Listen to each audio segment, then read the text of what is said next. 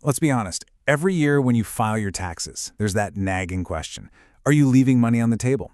Well, when it comes to healthcare costs, thousands of Canadians are. They're just not making the most of the medical expense tax credit. So in this explainer, we're going to change that. I'm going to show you exactly how to turn what might look like a messy shoebox full of receipts into a really powerful tool for some serious tax savings. So here's our game plan for today. We're going to start with the basics, the fundamentals of the credit. Then we'll get right into the nuts and bolts of how to actually calculate it. After that, we'll explore the surprisingly huge list of what you can and cannot claim. We'll also tackle a really key strategic choice for families dealing with high care costs, and then we'll wrap it all up with a checklist so you are good to go. All right, first things first. Before we start digging through receipts and crunching numbers, we really need to get a handle on the basics. What exactly is this credit? Who gets to claim it? And most importantly, how does it actually work to lower your tax bill? This is the big question, isn't it? And for way too many Canadians, the answer is a definite yes. They end up overpaying their taxes, maybe because the rules seem a little intimidating, or they just plain overlook costs they were entitled to claim. Our goal today is to make sure that doesn't happen to you. Okay, the most important phrase on this slide is non-refundable tax credit. This is key. It doesn't mean you get a cash refund for what you spent. Instead, think of it as a coupon that you apply directly against the federal tax you owe. So if you have a tax bill of, say, $1,000, a $1,000 credit will wipe it right out. But if you don't owe any tax to begin with, you don't get any money back from this credit. Now, this is where it gets really interesting. The credit is super flexible. You can pool expenses for yourself, your partner, your kids, and often for other dependents like an aging parent. But here is the secret weapon, the most powerful and underused strategy of all. You don't have to stick to the January to December calendar year. You can pick any 12-month period you want, as long as it ends in the tax year. This lets you strategically bundle major expenses, like say getting braces and having a big dental surgery, into a single high-impact claim. Okay, so we've got the concept down. Let's get practical. How do you take that pile of receipts and turn it into a number you can actually put on your tax return? Well, it's a very precise three-step formula. This right here is the engine of the whole thing. First, add up all your eligible expenses. Simple enough. Next, you figure out an income-based threshold. The government basically expects you to cover a small amount of your own medical costs, and you only get to claim the amount above that line. The key thing to notice is that it's the lesser of a fixed amount or 3% of your net income. That's a little rule designed to give lower-income folks a bit of a break. In this example, this shows the single most important strategy for couples, hands down. Richard and Pauline have the exact same medical bills, but look what happens. Because Richard's income is lower, his 3% threshold is also lower. That means less of their expenses get eaten up by that threshold, which leads to a bigger claim and ultimately more tax savings. So the rule of thumb is a no-brainer. The spouse with the lower net income should almost always be the one to claim the family's total medical expenses. All right, now for the part everybody's been waiting for. What can you actually claim? You're going to be surprised, I think. The list is way more extensive than most people realize. So let's walk through some of the big categories. This category usually covers the largest expenses a family can face. Think full-time care in a nursing home. And what's absolutely crucial to know is that you can claim the entire amount you paid. That includes the fees for food and lodging, not just the nursing services.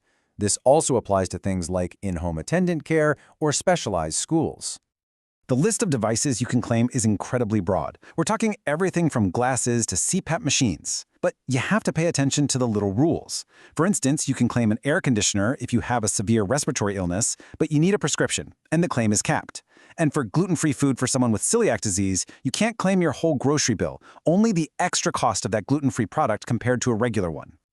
Okay, this section covers payments for services, and here's a big one that millions of people miss. The premiums you personally pay into a private health plan, like the one you have through work. If you look at your pay stub and you see deductions for health and dental benefits, that amount, that's a claimable medical expense. This bucket also covers most dental work, fertility treatments, and, yes, even prescribed medical cannabis. When we talk about travel, the key word is necessity. You can't claim a trip if you could have gotten the same care closer to home. But if you have to travel, the rules are pretty clear. Go more than 40 kilometers one way and you can claim your transportation.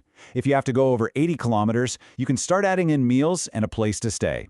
This is a really critical provision, especially for Canadians living in rural or remote communities. So knowing what to claim is half the battle.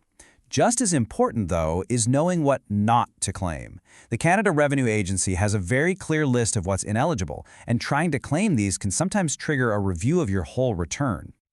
Honestly, this slide could save you a real headache. A super common mistake is trying to claim over-the-counter meds like Tylenol or allergy pills. Even if your doctor tells you to take them, they're not eligible without an actual prescription. Same goes for vitamins and supplements. And sorry, even though it's good for your health, that gym membership is never, ever a claimable medical expense. The CRA draws a very bright line in the sand between procedures that are medically necessary and those that are purely cosmetic. So, for example, reconstructive surgery after a car accident is eligible because it's fixing a medical problem. On the other hand, procedures that are done only to enhance your appearance, things like liposuction, hair transplants, or teeth whitening, are not. Okay, we're going to shift gears now and get into a more advanced topic. This is for individuals who are eligible for the disability tax credit and who also pay for attendant care. There is a really critical choice you have to make that can make a huge difference to your tax bill. So here's the puzzle. The tax rules let you claim attendant care costs as a medical expense. They also let an eligible person claim the disability amount, another fantastic credit. The catch is, you often can't max out both of them at the same time. You have to sit down, run the numbers both ways, and figure out which combination saves you the most money. Let's see how this works for Dally, who has a lower income. They've got $16,000 in attendant care costs. Now, the best move for them is to actually limit their medical expense claim to $10,000. I know, it sounds weird, but by doing that, they also get to claim the full disability amount. That 1-2 punch is so powerful, it completely eliminates their federal tax. If they had just claimed all their medical expenses, they would have been left with a tax bill. But, and this is a big but, what works for Dally completely backfires for Judy. She has a higher income and much higher care costs. For her, the massive tax-saving power of her huge $24,000 medical claim is much greater than the combo strategy. By giving up the disability amount, she actually cuts her tax bill almost in half. The lesson here is crystal clear. There is no one-size-fits-all answer. You or your tax advisor absolutely must calculate the tax bill for both scenarios to see which one is better for your specific situation. Phew, we have covered a lot of ground. So, let's bring it all home with a simple, actionable checklist. This is to make sure you're organized, you're optimized, and you're ready to file your claim with total confidence. At the end of the day, a successful claim all comes down to good preparation. Don't wait until the last minute. Start gathering your receipts and make sure they clearly show who the patient was and what the service was for. Get any prescriptions or certifications you need in writing. And most importantly, take the time to run the numbers to make those key strategic calls we talked about. Good records are your best friend. They're your best tool for saving money and your best defense if the CRA ever comes calling. So, I'll leave you with this final thought, a little bit of homework. Take a moment to think back over the last year and a half. What have you overlooked? Those dental bills? The new glasses for your son? The physiotherapy for your spouse? The premiums coming off your own paycheck? By applying what we've gone over today, you might just find hundreds or maybe even thousands of dollars in tax savings that you are fully entitled to claim. Thanks so much for joining me.